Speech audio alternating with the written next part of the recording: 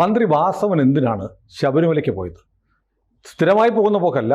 ഇന്ത്യയുടെ പ്രഥമ പൗര രാഷ്ട്രപതി ദ്രൗപദി മുർമു കെട്ടുമുറുക്കി കറുപ്പ് ധരിച്ച് വ്രതാനുഷ്ഠാനങ്ങളോടെ ശബരിമലയ്ക്ക് പോകുമ്പോൾ വെള്ളയും ധരിച്ച് വാസവൻ കൂടെ വടിപോലെ നിൽക്കുന്നുണ്ട്. വിശ്വാസമില്ലെങ്കിൽ എന്തിന് പിന്നാലെ നടന്ന് ഈ കോപ്രായം കാട്ടുന്നു? അത് പറയുമ്പോൾ ഒരു കാര്യമുണ്ട്. രാഷ്ട്രപതി അല്ലെങ്കിൽ പ്രധാനമന്ത്രിയൊക്കെ വരുമ്പോൾ സംസ്ഥാന സർക്കാരിൻ്റെ ഒരു മന്ത്രി മിനിസ്റ്റർ ഇൻ വെയിറ്റിംഗ് എന്ന് പറഞ്ഞ് പ്രധാനമന്ത്രിയുടെയും രാഷ്ട്രപതിയുടെയും കൂടെ ഒരാളുണ്ടാവണം. പക്ഷേ ഇവിടെ പോകുമ്പോൾ വിശ്വാസമുള്ള, കാരണം ചുറ്റും നിൽക്കുന്ന എസ് പി ജി അല്ല, സുരക്ഷാ ഗാർഡുകൾ ഉൾപ്പെടെ, പോലീസുകാർ ഉൾപ്പെടെ, രാഷ്ട്രപതി ഉൾപ്പെടെ ഭക്തിയോടെ ഭഗവാനെ കണ്ട നിർവൃതിയോടെ നിൽക്കുമ്പോൾ ഒരു കോമാളി വേഷം കെട്ടുന്നത് പോലെ ദൈവവിശ്വാസമില്ലാത്ത അമ്പലക്കൊള്ള നടത്തുന്ന ബോർഡിൻ്റെ അപ്പോസ്തലനായ മന്ത്രി കൂടെ പോകണം. ഇതെന്താന്ന് വെച്ചാൽ അയാൾ ദേവസ്വം മന്ത്രിയാണല്ലോ. ആണ്, അതറിയാതെയല്ല ഞാൻ പറഞ്ഞത്. കെ രാധാകൃഷ്ണനാണല്ലോ മുമ്പ് ദേവസ്വം മന്ത്രി. മറ്റേ അദ്ദേഹമല്ലേ ഈ സാനിറ്റൈസർ പോലെ കൈ കഴുകിയത്? അദ്ദേഹം ഒരുമാതിരി സകല വിശ്വാസികളെയും തന്ത്രിമാരെയും എല്ലാം ചീത്ത പറയുന്ന ഒരാളല്ലേ. എവിടെയോ വെച്ചിട്ട് വിളക്ക് കൊളുത്തുന്നതിലും ഒക്കെ ഇഷ്യൂ ഉണ്ടാക്കിയില്ലേ ശാന്തിയായിട്ട്? അതിനു മുമ്പ് ഒരു ദേവസ്വം മന്ത്രി ശാന്തിക്കാര് അണ്ടർവെയർ ഇടുന്നുണ്ടോ എന്ന് ചോദിച്ചൊരാളാണ്. അത് സുധാകരനല്ലേ ചോദിച്ചേ. അപ്പോ എന്ന് പറഞ്ഞതുപോലെ ഈ കൂട്ടത്തിൽ ഈ മന്ത്രിസഭയില് വിശ്വാസമുള്ള ഒരാളെന്ന് പറഞ്ഞാൽ ആരാളുള്ളത്? അത് മറ്റേ കമ്മ്യൂണിസ്റ്റ് മന്ത്രിസഭയാണല്ലോ ഇതിൻ്റെ അകത്ത്. അപ്പൊ ഇതിൻ്റെ അകത്ത് ഞാനൊരു പൂർണ്ണ വിശ്വാസിയാണ്, ദൈവനാമത്തിൽ കടന്നപ്പള്ളിയുണ്ട്. അത്ര ആള് ദൈവനാമത്തിൽ സത്യപ്രതിജ്ഞ ചെയ്ത് ആരാണെന്നൊക്കെ സൂക്ഷ്മമായിട്ടൊക്കെ പരിശോധിച്ച് SIT ഒക്കെ കൊണ്ടൊക്കെ നോക്കിച്ചിട്ട് അങ്ങനെ ഒരാളെയൊക്കെ തിരഞ്ഞെടുക്കേണ്ടിയൊക്കെ വരും. സർക്കാരിനും ഒരു ഔചിത്യം വേണം. ഇങ്ങനെ എല്ലാവരും തൊഴുതു പിടിച്ച് നിൽക്കുമ്പോൾ ദൈവവിശ്വാസമില്ലാത്ത ഒരാൾ ഈ കട്ടബൊമ്മൻ നിൽക്കുന്നത് പോലെ മസിൽ പിടിച്ച് ഒപ്പം നിൽക്കുന്നത് ഒരു അഭംഗിയാണ്. മുമ്പൊരു റിപ്പോർട്ട് വന്നിരുന്നു, ഈ രാഷ്ട്രപതി ദ്രൗപദി മുർമു വരുമ്പോൾ സന്നിധാനത്ത് അവർ കുറച്ചു നേരം ഉണ്ടല്ലോ, വൈകുന്നേരം വരെയൊക്കെ ഉണ്ട്. അപ്പൊ സന്നിധാനത്ത് വെച്ചിട്ട് ഈ RSSകാരും BJPക്കാരും ഒക്കെ അവരെ കണ്ടിട്ട് ഈ ശബരിമലയിൽ നടന്നിട്ടുള്ള ഈ ക്രൂരകൃത്യങ്ങൾ കാണുന്നു, കർമ്മസമിതിയുടെ ആളുകൾ കാണുന്നു എന്നാണ് അറിഞ്ഞത്. അതെ. അപ്പൊ അവരിങ്ങനെ ഒരുപാട് കാര്യങ്ങൾ അവരെ ബ്രീഫ് ചെയ്യുകയും ശബരിമലയ്ക്ക് തിരുപ്പതി പോലെ ഒരു ഭരണ സംവിധാനം ഉണ്ടാക്കണം എന്നുള്ളതായിരിക്കും അതിൻ്റെ പ്രധാനപ്പെട്ട ആവശ്യം എന്നൊക്കെ കേൾക്കുകയൊക്കെ ചെയ്തിരുന്നു. അപ്പൊ അങ്ങനെ ശബരിമലയ്ക്ക് ആ ഒരു സ്പൈ വർക്ക് ഉണ്ടല്ലോ, ശബരിമലയിൽ എന്തൊക്കെ നടക്കുന്നു രാഷ്ട്രപതി വന്നു കഴിയുമ്പോൾ, അല്ലാതെ വിശ്വാസത്തിൻ്റെ അടിസ്ഥാനത്തിൽ പോയതായിരിക്കില്ല. അദ്ദേഹം മുഖ്യമന്ത്രിയുടെ മറ്റൊരു സ്പൈ എന്നുള്ള നിലയ്ക്കായിരിക്കും വാസവൻ പോയിട്ടുണ്ടാവുക എന്ന് കരുതുന്നതായിരിക്കും ന്യായം. അപ്പോൾ ചിലപ്പോൾ എനിക്ക് തോന്നുന്നത് ആ പ്രശാന്തിനെയും കൂടി വിട്ടിരുന്നെങ്കിൽ കുറെ ഉണ്ടെന്ന് തോന്നുന്നു. പ്രശാന്ത് ഉണ്ടോ? ദേവസ്വം ബോർഡ് പ്രസിഡന്റ് ഉണ്ടാവണമല്ലോ. പ്രോട്ടോക്കോളും ഒക്കെ അനുസരിച്ച് രാഷ്ട്രപതി വരുമ്പം ഉത്തരവാദിത്തപ്പെട്ട എല്ലാവരും സന്നിധാനത്ത് ഉണ്ടാവണ്ടേ. പ്രശാന്ത് പക്ഷെ ഇനി എത്ര നാളുണ്ടാവും? നവംബർ വരെ. അല്ല, അതിന് മുമ്പ് രാജിവെക്കേണ്ടി വന്നാലോ? കാരണം എന്താണെന്ന് വെച്ച് കഴിഞ്ഞാൽ പ്രശാന്തിനെ പറ്റിയിട്ടല്ലേ ഈ മറ്റേ കോടതിയിൽ ഒക്കെ പറഞ്ഞിരിക്കുന്നത്. കാരണം ഇപ്പൊ ആരെ കുറിച്ചും പറഞ്ഞിട്ടില്ല, കോടതിയിൽ ആരുടെയും പേരില്ല.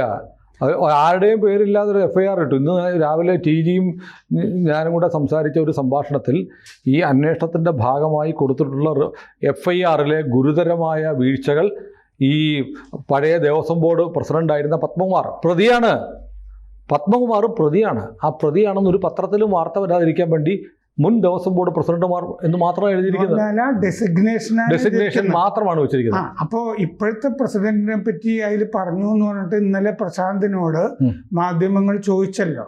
അതായത് ഇപ്പൊ കൊടുത്തയച്ചല്ലോ, വീണ്ടും ഉണ്ണികൃഷ്ണൻ പോറ്റിയുടെ അടുത്ത് തന്നെയാണ് കൊടുത്തയച്ചത്. അങ്ങനെ കൊടുത്തയച്ചത് മുമ്പത്തെ തട്ടിപ്പ് മറച്ചു വെക്കാൻ വേണ്ടിയിട്ടാണെന്നല്ലേ കോടതി പറഞ്ഞിരിക്കുന്നത്. ഇപ്പോഴത്തെ പ്രസിഡന്റ് വിളിച്ചല്ലോ.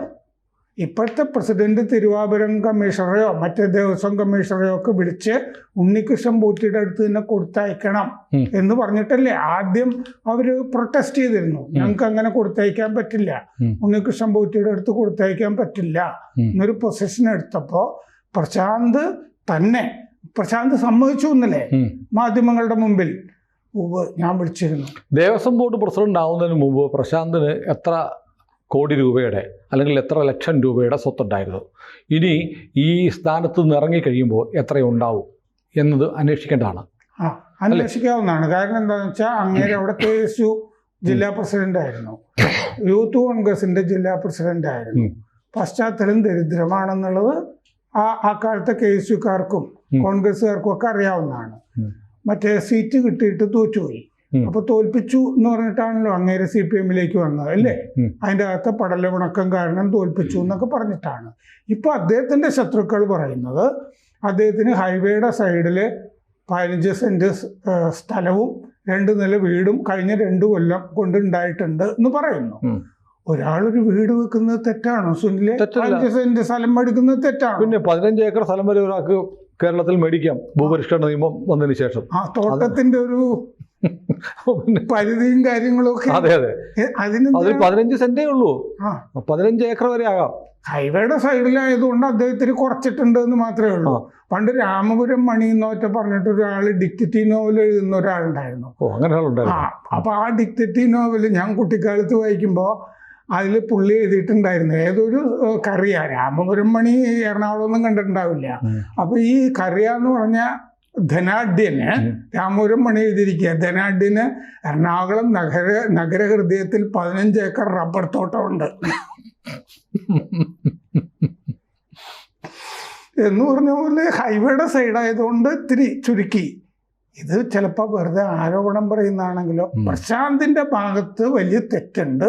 പ്രശാന്തും കൂടി ഇതിൽ ഇൻവോൾവ് ആണ്.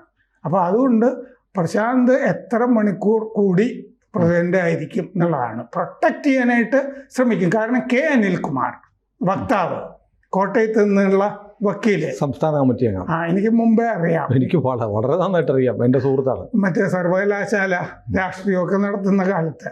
അപ്പോൾ അനിൽകുമാർ പറയുന്നത് പ്രശാന്ത് മഹാനാണ്. എന്തുകൊണ്ടാന്ന് വെച്ചാൽ പ്രശാന്ത് ഉണ്ണികൃഷ്ണൻ പോറ്റിയുടെ അടുത്ത് ഈ പാളികൾ കൊടുത്തയച്ചിട്ട് സ്വർണം പൂശി വന്നപ്പോൾ കൊണ്ടുപോയതിനേക്കാൾ കൂടുതൽ ഭാരമുണ്ട്, സ്വർണ്ണമുണ്ട് അതിൻ്റെ അകത്ത്. അപ്പം അതുകൊണ്ട് അങ്ങനെ സ്വർണം കൂടുതൽ കൊണ്ടുവന്ന ഒരാളെ എന്തിനു പുറത്താക്കണം? അദ്ദേഹത്തിന് എന്തിനു ചോദ്യം ചെയ്യണം? നിങ്ങളിങ്ങനെ അങ്ങേര് വിളിച്ച് മറ്റേ പ്രസിഡന്റിനോട് പറഞ്ഞിട്ടുണ്ടെങ്കിൽ തന്നെ സ്വർണം കൂടുതൽ വന്നിട്ടില്ലേ എൻ്റെ അകത്ത്. പക്ഷെ അതിൻ്റെ അകത്തൊരു പ്രശ്നമുണ്ട്. ഈ കൊണ്ടുപോകുമ്പോൾ അതിൻ്റെ തൂക്കമൊക്കെ നോക്കിയിരുന്നോ ഇത്ര സ്വർണ്ണമാണ് ഉണ്ടായിരുന്നതെന്ന്. അപ്പം അതിന് മുമ്പത്തെ പാളിയോ. പിന്നൊരു പ്രശ്നമുണ്ട്. ഇപ്പോൾ പുനഃസ്ഥാപനം എന്ന് പറഞ്ഞിട്ടൊരു സംഗതി നടന്നില്ലേ അവിടെ?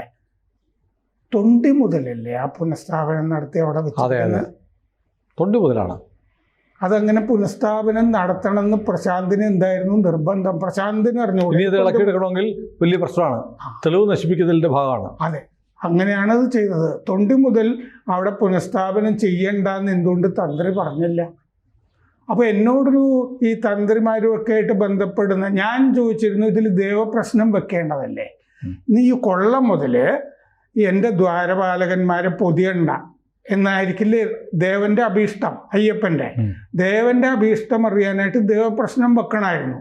ഈ തൊണ്ടി മുതൽ വീണ്ടും അവിടെ പുനഃസ്ഥാപനം നടത്താമോ എന്നുള്ള കാര്യം അയ്യപ്പൻ്റെ ആജ്ഞ, അനുജ്ഞ, അത് അനുമതി, അത് അറിയാനായിട്ട് ദേവപ്രശ്നം വെക്കേണ്ടിയിരുന്നില്ലേ? ഇത് ഞാൻ ചോദിക്കുമ്പോൾ ഒരു തന്ത്രിമാരോട് ബന്ധമുള്ളൊരു നമ്പൂരി എന്നോട് പറയുകയാണേ, ദേവപ്രശ്നമൊക്കെ വന്നിട്ട് 70 കൊല്ലമൊക്കെ ആയിട്ടുള്ളൂ. സത്യത്തിൽ അങ്ങനെ ഒരു അതൊന്നും തന്ത്രത്തിലൊന്നും പറഞ്ഞിട്ടില്ല. തന്ത്രത്തിൽ പറഞ്ഞിട്ടില്ലെങ്കിൽ പിന്നെ അവിടെ നടത്തുന്നതോ തന്ത്രിന് അനുവാദം കൊടുക്കുന്നതോ, തന്ത്രിക്ക് പൊള്ളുന്ന എന്തെങ്കിലും കാര്യം വരുമ്പോൾ അത് പൊതിയാനായിട്ടൊരു ന്യായം. വളരെ കുഴിക്കാട്ട് വച്ചെടുത്ത് ആ കുഴിക്കാട്ട് വച്ച തന്ത്ര സമുച്ചയം ഇതൊക്കെ തന്നെ അയാൾക്ക് ഉത്തരവാദിത്വമുള്ളൂ. തൃപ്പൂണിത്തുറയില് മറ്റേ സുധീർ എന്ന് പറഞ്ഞിട്ടൊരു ദേവസ്വം ഓഫീസർ കൊച്ചി വന്നു. അവിടെ ഈ പാട്ട് കച്ചേരിയൊക്കെ നടക്കുന്ന കണ്ടിട്ടില്ലേ? ആ ഊട്ടുവരയില് ആകെ 5-6 പേർക്ക് ഇരിക്കാവുന്ന വിധത്തില് ഒരു വലിയ ആളുകളാണ് കച്ചേരി നടത്താനൊക്കെ വരുന്നത്. നല്ല സൗകര്യമൊന്നുമില്ല അവിടെ. ഒരാള് മറ്റേ പാലക്കാട്ട് നിന്ന് വന്ന് താമസിക്കുന്ന ഒരു ധനികൻ അവിടെ ഒരു സ്റ്റേജ് പണിത് കൊടുക്കാന്ന് പറഞ്ഞു, കഴിഞ്ഞ ദേവസ്വം ഓഫീസർ ഉണ്ടായിരുന്ന കാലത്ത്. അപ്പൊ അത് സമ്മതിച്ചിട്ട് സ്റ്റേജൊക്കെ പണിത് കഴിഞ്ഞപ്പോൾ തന്ത്രി തടഞ്ഞു. ഇത് ആചാരവിരുദ്ധമാണ്. അത് പണിയുന്നവരെ തന്ത്രി എവിടെയായിരുന്നു? അപ്പൊ ആ ആൾക്ക് 2 ലക്ഷം രൂപയോ മറ്റോ ഈ തറ പണിയുന്നത് വരെയുള്ള മറ്റോ പോയിട്ടുണ്ട്. ബാക്കി പണിയാനായിട്ട് സമ്മതിച്ചില്ല. ഈ ദേവസ്വം ഓഫീസർ ഇരിക്കുവോളം അവിടെ ഈ പുലർച്ചെ ആളുകൾ ഈ ദേവസ്വം ഓഫീസർ എന്നോടൊരു ദിവസം പറയാം, നിർമ്മാല്യമൊക്കെ തൊഴാൻ ആളുകൾ വരുമല്ലോ. ഈ നിർമ്മാല്യം തൊഴാൻ വരുന്നതിൽ 2 ശരിയുണ്ട്. ഒരെണ്ണം നല്ല ഭക്തിയോടുകൂടി വരുന്നവർ, മറ്റൊരു ശരി ഷോ അല്ല, ഈ അമ്പലത്തിന്റെ ഉള്ളിൽ കൂടി മറ്റേയാളുടെ ഭാര്യ ഇന്നയാൾ തട്ടിക്കൊണ്ടുപോയി ഈ വർത്താനായിരിക്കുന്നു പറഞ്ഞുകൊണ്ടിരിക്കുന്നത്. അപ്പൊ ഈ ദേവസ്വം ഓഫീസർക്ക് തോന്നി, ഗുരുവായൂരൊക്കെ ഉണ്ടായിരുന്നിട്ടുള്ള ആളാ, ചെറിയ ശബ്ദത്തിലേ അതിൻ്റെ അകത്ത് എന്തെങ്കിലും ഈ പൂർണ്ണത്രൈശ സുപ്രഭാതം എന്ന് പറഞ്ഞ് പണ്ട് മങ്കുത്തമ്പുരാൻ എഴുതിയത് തൃപ്പൂണിത്തുറയല്ലേ, അത് ചെറിയ ശബ്ദത്തിൽ ആ നിർമ്മാല്യ സമയത്തൊക്കെ ചെറിയ സ്പീക്കർ വെച്ചിട്ട് ചില അമ്പലങ്ങളിൽ വളരെ പതിഞ്ഞ പോലെ നമ്മൾ കേൾക്കുമ്പോൾ ഒരു വല്ലാത്ത അനുഭൂതിയാണ്. അതെ, അത് പല ക്ഷേത്രങ്ങളിലും കേൾക്കാം. തിരുവഞ്ചിക്കുളം പോലുള്ള ക്ഷേത്രത്തിലൊക്കെ ഇതുണ്ട്. അങ്ങനെ വെച്ചപ്പോ ആ മറ്റേ മൈക്കൊക്കെ എടുത്ത് മാറ്റണം, സ്പീക്കറൊക്കെ എടുത്ത് മാറ്റണം, ഇങ്ങനെ എല്ലാം ഇങ്ങനെ ഉടക്ക്. അപ്പൊ ഇത് കുഴിക്കാട്ട് വെച്ചാൽ പറഞ്ഞിട്ടുണ്ടാവും ഈ മൈക്രോഫോൺ എടുത്ത് മാറ്റണം എന്ന്, സ്റ്റേജ് പാടില്ല എന്ന് പറഞ്ഞിട്ടുണ്ടാവും. തന്ത്രസംബന്ധിച്ച് ഇത് മുഴുവൻ ഈഗോ പ്രശ്നമാണല്ലോ. ഈ പുനഃസ്ഥാപനം നടന്നത് ശരിയല്ല അവിടെ. അതെന്തുകൊണ്ട് പ്രശാന്ത് മറ്റേ പുനഃസ്ഥാപനം വേണമെന്ന് നിർബന്ധിച്ചു? പ്രശാന്തും കൂടി ഉണ്ടല്ലോ അവിടെ. ഒരിക്കലും ചെയ്യാൻ പാടില്ലായിരുന്നു, അത് ആചാരവിരുദ്ധമാണത്. അപ്പൊ തന്ത്രി എന്തുകൊണ്ട് സംസാരിച്ചില്ല എന്ന് വെച്ചപ്പോ തന്ത്രിക്ക് ആചാരം മാത്രം നോക്കിയാൽ മതി, ഇത്തരം കാര്യങ്ങളൊക്കെ ഉദ്യോഗസ്ഥന്മാരാണ് ചെയ്യുന്നതെന്ന് പറഞ്ഞിട്ടേ. അപ്പൊ തന്ത്രി മറ്റേ വാജിവാഹനം കൊണ്ടുപോയതോ അല്ലേ, എന്റെ അവകാശമാണെന്ന് പറഞ്ഞിട്ടല്ലേ പഴയ കൊടിമരത്തിലെ വാജിവാഹനം. പഴയ കൊടിമരത്തിലെ വാജിവാഹനം എന്ന് പറഞ്ഞാൽ ഒരു അമൂല്യ സംഭവം അല്ലേ ഇത്, മ്യൂസിയത്തിലൊക്കെ വെക്കേണ്ട സംഭവം അല്ല. അങ്ങനെയല്ല, അത് ഉരുക്കണമെന്നാണ്. ലോഹമാണ് ഉരുക്കണം. കൃഷ്ണശിലയാണെങ്കിൽ ആഴമേറിയ ജലാശയത്തിൽ കളയണം. ദാരുശില്പമാണെങ്കിൽ അഗ്നിയിൽ ദഹിപ്പിക്കണമെന്നാണ് താന്ത്രിക വിധി. അപ്പൊ പിന്നെ അതെടുത്ത് വീട്ടിൽ കൊണ്ട് വെക്കുകയെന്ന് പറഞ്ഞാൽ അതെന്റെ അവകാശം പറഞ്ഞിട്ട് അല്ലേ. അയ്യപ്പന്റെ വാഹനം തന്ത്രിയുടെ ഗാരേജിൽ കിടക്കുകയാണ് ഇപ്പൊ. അതെ, ഇതാണ് സംഭവം. കൂടുതൽ വാർത്തകളും വിശേഷങ്ങളും നിങ്ങളിലേക്ക് എത്താൻ ABC മലയാളം സബ്സ്ക്രൈബ് ചെയ്യുക, ബെൽ ബട്ടണും അമർത്തുക.